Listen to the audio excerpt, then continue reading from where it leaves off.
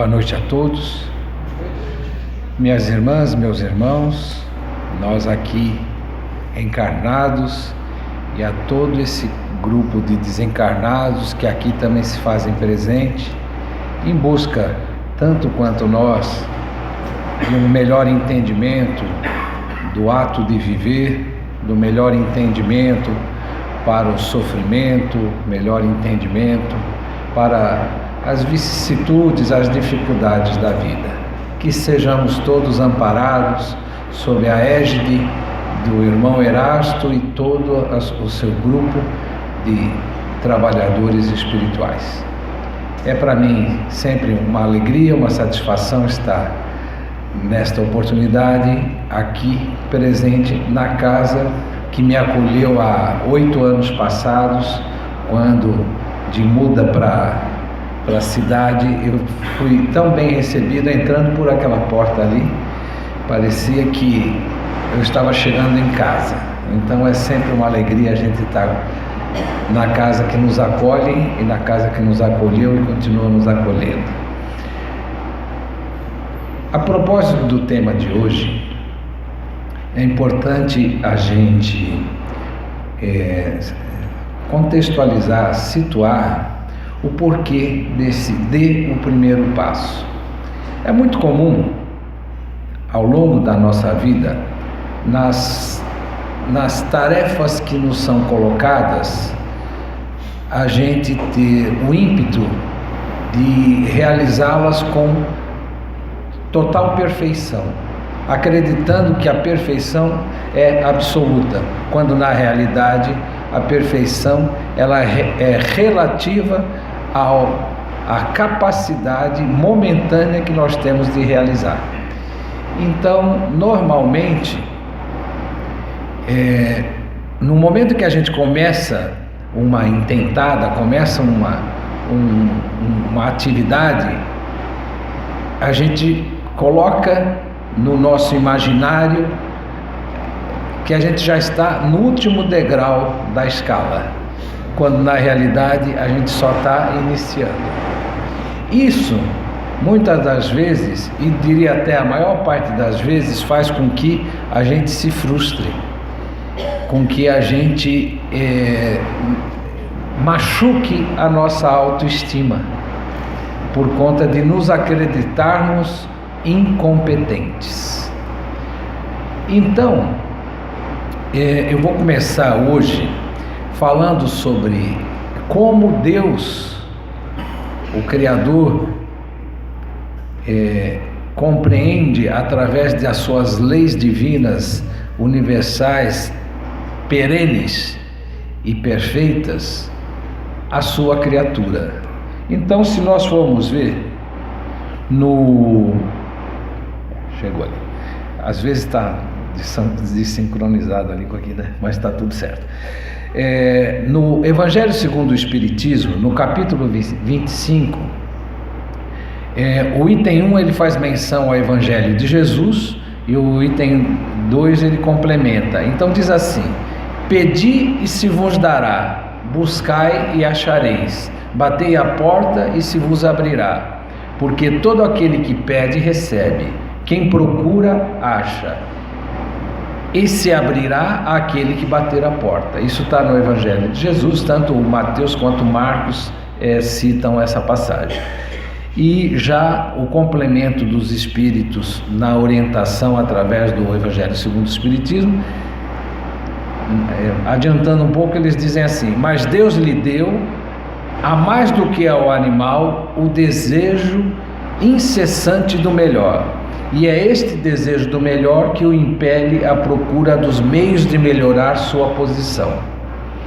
Então, meus irmãos, minhas irmãs, não é por acaso que quando a gente resolve fazer alguma coisa, a gente quer fazer o melhor, porque isso está na centelha divina que foi colocada em nós quando, na individualização da inteligência universal, fomos criados como espíritos simples e ignorantes.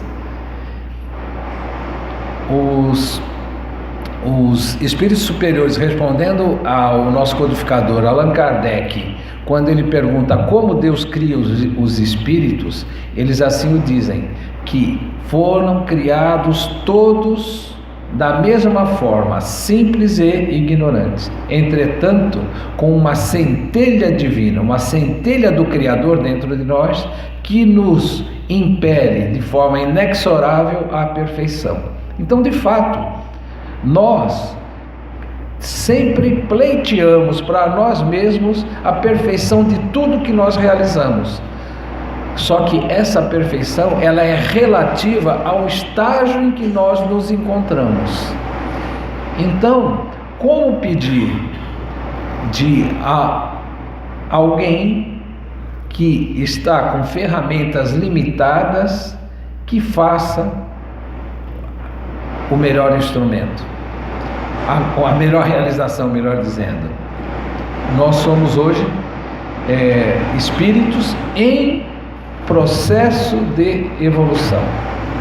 Representa dizer que, devido a essa colocação, nós somos perfectíveis, entretanto imperfeitos.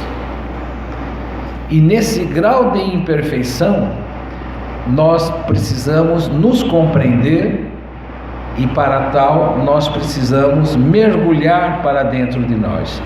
E ninguém melhor do que o espírito Joana de Ângeles, através da psicografia do médium e grande orador e grande líder espírita lá da Bahia, chamado Divaldo Pereira Franco, no seu livro Despertar do Espírito, para nos começar a sinalizar como é que a gente vai conseguir realizar essa condição de darmos o primeiro passo para depois chegar ao segundo e assim por diante. Então, nesse livro, O Despertar do Espírito, a Joana diz assim: o ser real é constituído de corpo, mente e espírito. Dessa forma, uma abordagem psicológica, para ser verdadeiramente eficaz, deve ter uma visão holística do ser, ou seja, holística quer dizer uma visão global, integral, completa, tratando de seu corpo, que é o físico, o corpo físico, carnal, e o perispírito, de sua mente, tanto o consciente quanto o inconsciente e o subconsciente, e de seu espírito imortal, que traz consigo uma bagagem de experiências anteriores à presente existência e está caminhando para a perfeição divina. Então, muitas situações, por nós não compreendermos as limitações que nós estamos sujeitos, tanto pelo nosso corpo físico, quanto pela bagagem que nós já trouxemos de existências e existências, gravada essa bagagem em nosso perispírito, quanto no nosso estágio atual, com tudo aquilo que nós angariamos de experiências desde o útero da mãe até o momento presente, tudo isso se reflete como condicionante às nossas realizações. Então, ninguém realiza com a bagagem do outro. Ninguém dá o que não tem. Consequentemente, tudo aquilo que nós realizamos, desde que nós não tenhamos o impeditivo de externo, tudo que nós realizamos é o melhor que nós podemos realizar no momento. Até mesmo aquele que por conta própria resolve prejudicar a si ou ao outro, é aquilo que ele pode dar naquele momento. Olhando dessa maneira, a gente tem que procurar nos entender. Então a Joana, ela continua nos orientando, dizendo que todos nós, em realidade, a Joana de Ângeles, ela reescreve a psicologia junguiana. O Jung foi um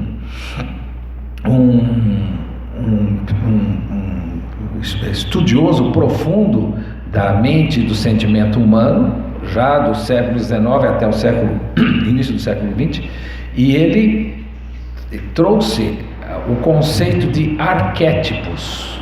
Talvez alguém aqui já tenha ouvido falar isso. Os arquétipos, na verdade, isso é uma palavra grega que vem o arqué e o tipos, que na verdade seria como se nós estivéssemos falando, como se fosse uma gravação, uma marca primordial, uma marca que vem lá de origem. Então esse é o que se chama arquétipo.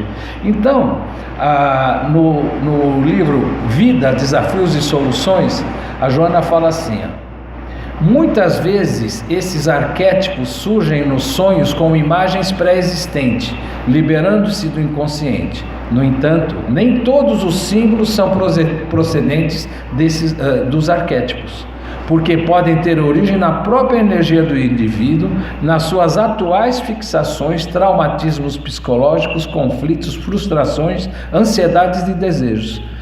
Diferem os arquétipos dessa outra energia porque os arquétipos têm um caráter universal, enquanto esses outros símbolos são muitas vezes angariados por nós mesmos com a nossa individualidade. Entretanto, sejam arquétipos ancestrais que a gente já traz dentro de nós, presente, por conta de toda a cultura que nós temos, sejam aqueles que nós carregamos por toda a nossa história de vida, representado como vida, o conjunto das existências pregressas, o que acontece? Nós temos, digamos assim, uma forma de agir e principalmente de reagir às situações. Cada um tem a sua forma individual, tanto quanto ninguém tem uma impressão digital igual à do outro. Eu sou filho gêmeo, mas nem a minha irmã gêmea tem impressão digital igual à minha. Da mesma maneira, a forma com que no nosso inconsciente está colocado esse conjunto de simbologias dos nossos arquétipos ancestrais, que são coletivos, e de todos esses símbolos das nossas vivências individuais, sejam de vidas passadas, seja daquilo mesmo que nós angariamos desde o seio, o útero de nossa mãe até o presente momento, são eles que nos fazem agir e reagir. Portanto, nós não temos como conseguir mudar o rumo das nossas estradas sem fazer um mergulho para dentro de nós mesmos. Aí ela diz assim: permanecem esses símbolos no inconsciente humano, independente de quaisquer outras construções psicológicas, dando-lhe semelhança e até uniformidade de experiência, tornando-se uma representação que perdura imaginativamente. Ou seja, a gente acaba agindo e reagindo sempre da mesma maneira, a não ser que nós consigamos mergulhar para dentro de nós mesmos e dessa maneira conseguir reordenar esse conjunto de símbolos que nos motivam de forma consciente e, mais ainda, de forma inconsciente. Por isso que lá hoje está em ruínas, né? Lá em Delfos, na Grécia, existia um templo a Apolo, o deus Apolo, e na cabeceira, na testeira do templo estava escrito assim, ali está em grego, né? Mas estava escrito, traduzindo em português: conheça-te a ti mesmo. E usando isso, praticamente quase 7 séculos antes de Cristo, Sócrates já dizia assim: conheça-te a ti mesmo e conhecereis o universo e os deuses. Então, o caminho de nossa mudança, o caminho de nossa transformação, ele começa no primeiro passo. E qual é o primeiro passo? É buscarmos esse recolhimento e entendermos que, ao contrário do que no dia a dia nós somos bombardeados por todos os meios seja de comunicação das mídias tradicionais, seja das mídias sociais, nós não somos um corpo que tem um espírito, nós somos uma alma que habita um corpo. Então, as coisas espirituais, por si só, deveriam nos chamar às nossas programações muito antes das coisas materiais. Mas não é assim que na maior parte do tempo as pessoas se conduzem. Então, no momento que... Isso é muito interessante. Às vezes a pessoa chega à casa espírita por vontade, ou como dizem, por vontade de entender, de se conhecer, e simplesmente de uma maneira suave, como a gente costuma dizer, chega pelo amor. Só que grande parte das vezes as pessoas chegam na casa espírita alquebradas, machucadas, desesperançadas, deprimidas, cheias de problemas e, como a gente costuma dizer, pela dor. Então, as pessoas acabam procurando juntar seus cacos para conseguir se reconstruir e tocar sua vida. E aí só tem um jeito, é procurando mergulhar para dentro de si mesmo. E esse é o primeiro passo. E como dar esse primeiro passo? Um grande continuador da obra de Kardec, logo após o seu desencarne, junto com a dona Amélie, que era a esposa dele, foi Leon Denis. O Leon Denis, ele tem um livro que eu costumo dizer que teria que ser um livro de cabeceira para todos nós sofredores, que se chama O Problema do Ser, do Destino e da Dor. Acho que aqui mesmo, várias vezes eu já falei desse livro, em outras oportunidades. Mas é que eu entendo esse livro realmente como um livro de cabeceira, porque o Leon Denis, na sua linguagem poética, nos mostra os problemas nossos como entidades individuais, como seres individuais, como espíritos criados e individuais. A questão de para onde é que nós nos destinamos e as dores desse processo de evolução. Então, nesse livro, O Problema do Ser, o Destino da Dor, ele diz assim: a alma contém no seu estado, no estado virtual, todos os germes dos seus desenvolvimentos futuros. É destinada a conhecer, adquirir e possuir tudo.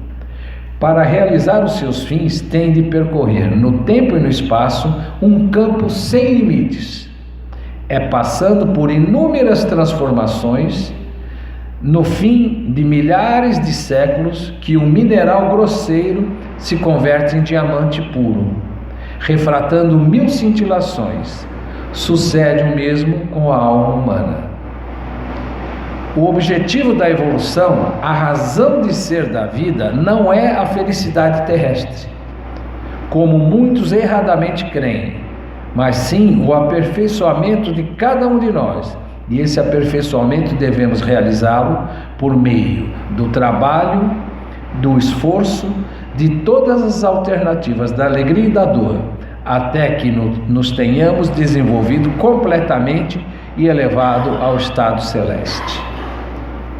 Ou seja, temos, como o próprio Leon Denis diz, se nós todos temos a mesma origem, somos criados espíritos simples e ignorantes e temos o mesmo destino, que é a perfeição, o Leon Denis, em outra passagem de um outro livro dele, ele nos coloca como viajores, é o termo que se usava à época, eu chamaria de viajantes, todos nós viajantes da mesma estrada, com a mesma origem e o mesmo destino,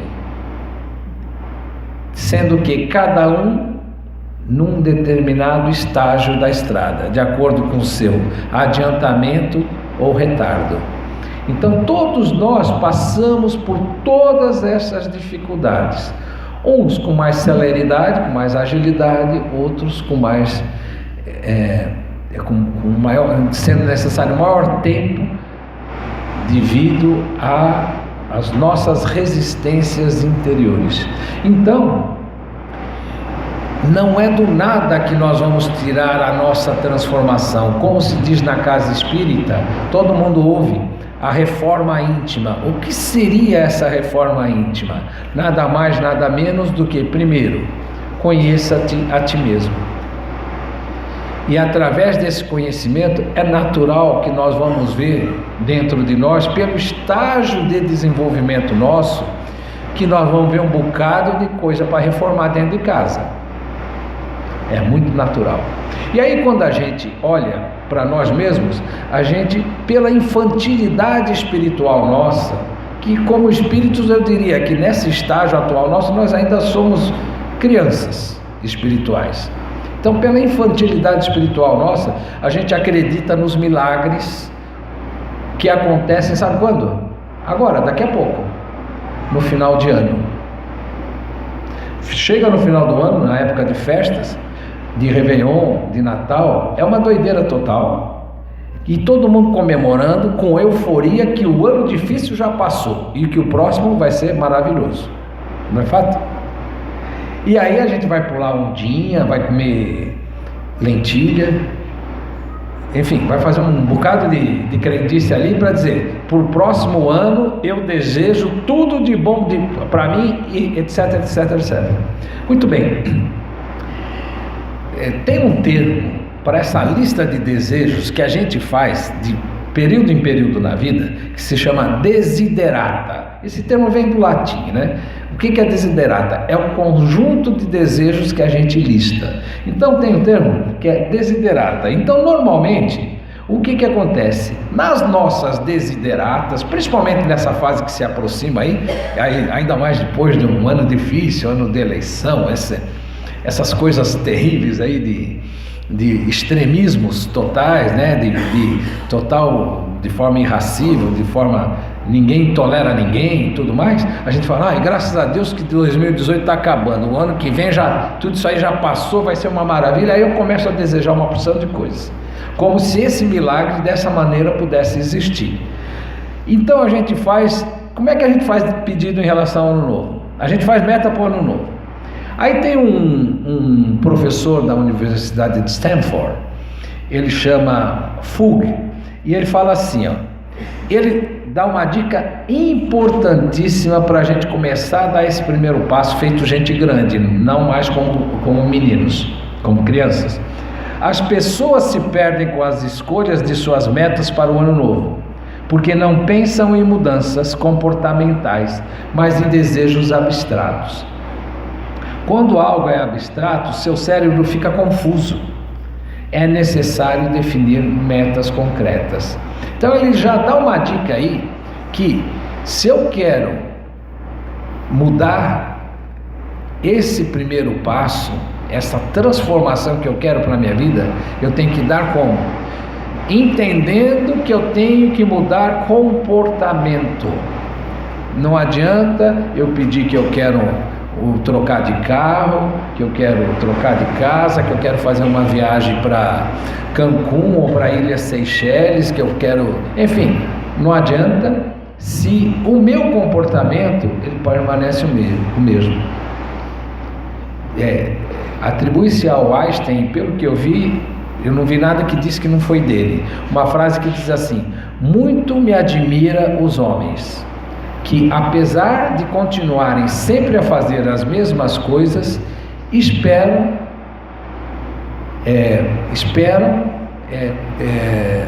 como é que é? Eu estava tentando essa palavra, obrigado, como é teu nome? Júlio, o Júlio me ajudou. Esperam resultados diferentes.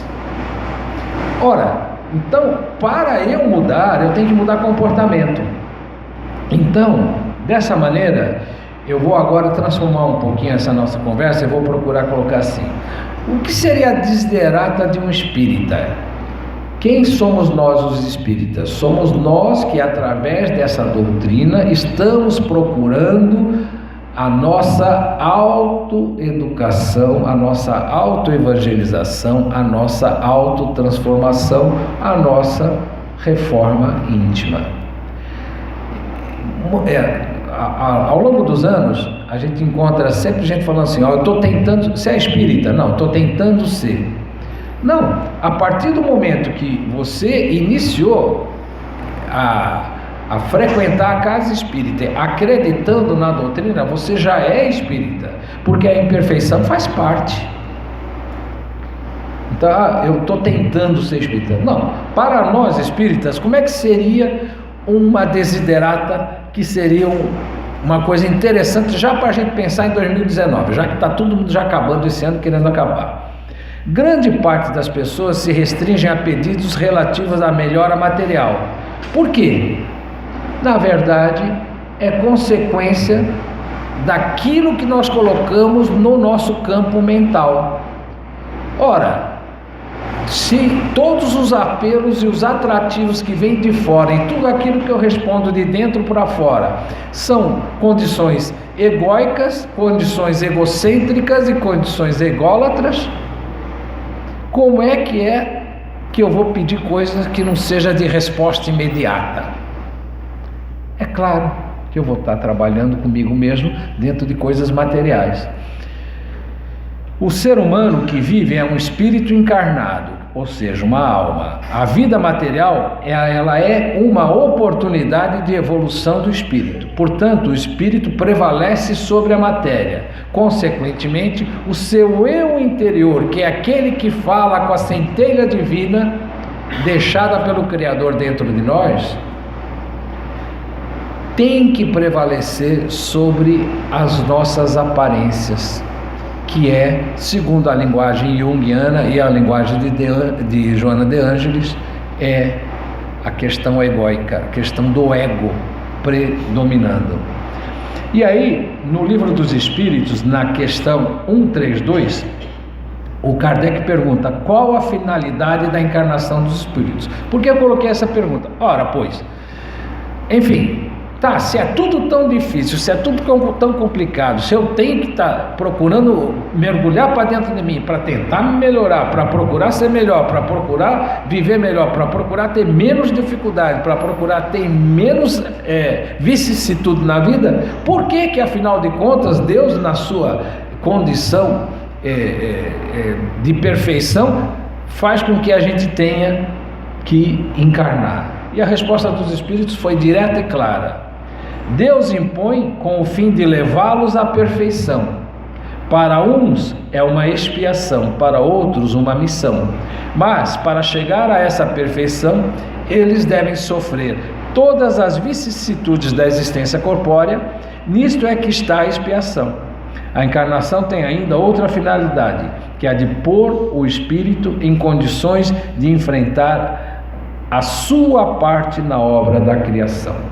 Porque à medida em que nós, já há milênios, começamos a transformar a face desse planeta, trazendo progresso material inclusive, mas o progresso material, o progresso intelectual, o progresso artístico, o progresso espiritual, nós passamos a ser co-criadores de Deus. Por quê? Porque nós transformamos a realidade planetária em busca de nós melhor resistirmos às intempéries impostas pela natureza do planeta. Portanto, é material, sim, senão eu não estaria encarnado. Eu tenho as dificuldades materiais? Tenho, mas eu tenho que viver na matéria? Sim. Entretanto, o desapego, ele passa a ser fundamental. E o desapego, ele consegue ter lugar dentro do nosso íntimo à medida em que a gente consegue mergulhar lá para dentro e encontrar toda essa simbologia nossa e redirecionar as coisas que levam às nossas más tendências. Dessa maneira, eu diria assim: como é que a gente pode montar? Eu estou procurando, estamos em outubro, hein? Estou procurando dar algumas diquinhas para a gente realmente iniciar o ano de 2019 de uma maneira melhor. Buscar metas de mudanças comportamentais.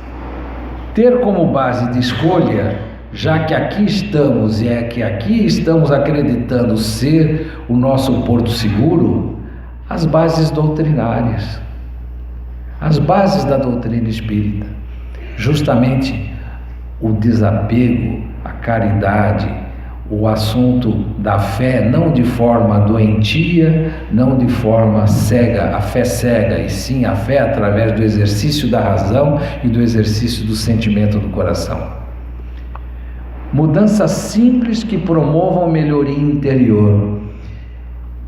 Nós não somos átomos. Sabe aquela figura mitológica que ficava segurando o globo terrestre nas costas? Já viram isso? Em algum lugar na escola? Então tem uma figura assim, que ele está até meio arcadinho também, segurar a terra inteira nas costas, chama-se Atlas. Aquele era um deus mitológico, Atlas. Nós não somos Atlas, gente. Então a gente resolve fazer dar um passo muito grande, nós vamos nos frustrar. Por quê? Porque nós não realizamos aquele trabalho de fazer a ressignificação daqueles símbolos que estão mergulhados dentro da gente. Então fica difícil. Então o que a gente tem que fazer? Mudanças simples. Quer ver uma coisa? Quem aqui já começou algum dia na vida a estudar alguma língua que não seja a língua natural, a língua de nascimento? Agora, me levante a mão quem hoje é fluente em alguma outra língua. Você vê? Foi uma minoria. Sabe por quê? Porque a gente se impõe metas muito fortes e perde o fôlego no meio do caminho. Por isso que tem dado muito certo esses cursos à distância, que eles fazem aquele pingadinho do dia a dia. Eles pedem de você 10, 15 minutos ao dia, 10, 15 minutos. Quando te abraçaram já com 10, 15 minutos ao dia, aí eles já começam a te pedir 40. Quando te abraçaram com 40, logo eles já estão te pegando para 2 horas por dia. Por quê? Porque aí sim você criou fôlego, criou resistência para conquistar o estágio depois. Se eu perguntar de música, é a mesma coisa. Quem aqui já algum dia começou a estudar algum instrumento musical? Quem hoje toca algum instrumento musical? Vice? O truque está feito, é o mesmo. A gente acaba dando objetivos abstratos para nós. Hoje eu fiquei muito feliz porque eu tenho um temporãozinho de 8 anos e eu tô dando aula de piano para ele, né? E por iniciativa dele, hoje tinha um negócio lá na escola chamado não sei o que dos talentos, show dos talentos. E ele foi, por conta dele, falou assim: eu quero tocar piano no show dos talentos. Aí pegou a musiquinha do Boi de Mamão, vamos moreninha. Aí eu ensinei para ele direitinho, ele estudou bastante e hoje ele tocou. Aí chegou radiante que tinha conquistado essa etapa. É um treco pequenininho, mas ele já conquistou. Agora, se ele quisesse já sentar e tocar o terceiro concerto para piano e orquestra de Beethoven, todos os 4 movimentos, com certeza ele não ia fazer. Então, pedacinho, pequenininho. Para dar o primeiro passo, a gente tem que trazer algo palpável para o nosso entendimento e para a nossa resistência emocional. A gente tem que estar emocionalmente preparado e resistente para conseguir depois dar os outros passos. Buscar sempre a questão de a gente ter ações continuadas. Não adianta. Eu tive um irmão em vida que já desencarnou há 2 anos, era o meu irmão mais novo, e ele era um cara excepcional, muito bacana, só que ele tinha essa coisa, ele era de extremos, fumou a vida inteira. Toda vez que a gente conversava sobre o tema, ele falava: não, eu estou me preparando, mês que vem ou segunda que vem, assim que vem, aí não deu tempo, tadinho, vai ter que fazer isso na outra encarnação, né? Mas não adianta, não, como é que eu faço? Hoje tem vários métodos para a pessoa se distanciar de uma atitude viciosa. Tem vários métodos que funcionam muito bem. Mas o que é o fundamental? Atitudes e ações continuadas. Caso contrário, a gente tropeça no meio do caminho e deixa de lado. E por fim, buscar a proteção dos nossos espíritos bondosos que nos amparam. E para isso, um instrumento valiosíssimo é a prece, aquela oração sincera do coração. E em todo momento que você achar que não vai dar conta do recado, chama teus amigos espirituais através da prece sincera do teu coração, que eles vêm em seu socorro. Porque a solidariedade, a fraternidade universal de todos os espíritos, ela vem como consequência daquela primeira lei de justiça, amor e caridade, como consequência da justiça de Deus no seu ato de criar. Ora, se todos somos criados filhos do mesmo Pai, somos todos irmãos, e nessa irmandade nós todos nos abraçamos. Então, no momento em que um espírito que já enxerga mais do que nós, ele ouve o nosso clamor, ele vem em nosso socorro. E eu tenho absoluta certeza que aqui dentro, junto a todos nós que estamos aqui presentes, nós temos um bocado desses espíritos nos apoiando e nos intuindo para que essas palavras mal faladas por mim, por conta dessa dificuldade natural que nós temos de nos expressar, eles vêm e tocam o coração e o sentimento de cada um, mostrando: é por ali que é o teu caminho, olha esse caminho por aqui. Por conta de que essa casa é uma casa de amor, onde nós temos a solidariedade de todos esses espíritos bondosos. E depende de nós estarmos dentro dessa mesma psicosfera a maior parte do tempo da nossa vida. Tem essa palavra psicosfera, eu rapidinho, senão eu estouro o horário. O meu amigo Pedrinho aqui não é fácil, ele briga depois comigo.